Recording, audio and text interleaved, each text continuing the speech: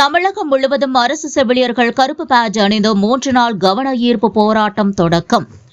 தமிழ்நாடு முழுவதும் அரசு மருத்துவமனைகளில் பணிபுரியும் செவிலியர்கள் தமிழ்நாடு அரசு நர்சுகள் சங்கத்தின் தலைமையிலும் ஒன்றிணைந்த செவிலியர்கள் சங்கங்களின் ஆதரவுடனும் 3 அம்ச பிரதான கோரிக்கைகளை வலியுறுத்தி 3 நாள் அரசு கவன ஈர்ப்பு போராட்டத்தை இன்று தொடங்கினர்.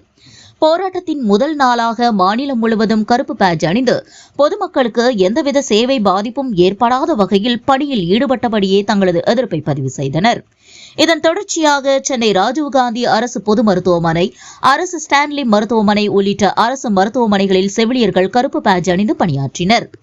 இதேபோல் தமிழகம் முழுவதும் உள்ள அனைத்து அரசு மருத்துவமனைகள் மற்றும் ஆரம்ப சுகாதார நிலையங்களிலும் இந்த கவன ஈர்ப்பு போராட்டம் நடைபெற்றது.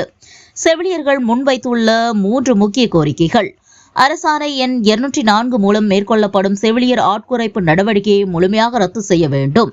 மேலும் ஆரம்ப சுகாதார நிலையங்களில் பணிபுரியும் செவிலியர்களின் ஆட்குறைப்பு நடவடிக்கையையும் கைவிட வேண்டும்.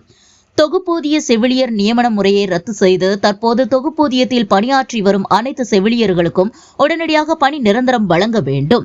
செவிலியர் அலுவலர் என்ற பெயர் மாற்றம் மற்றும் பணி வரன்முறை தொடர்பான அரசாணையை தமிழக அரசு உடனடியாக வெளியிட வேண்டும்.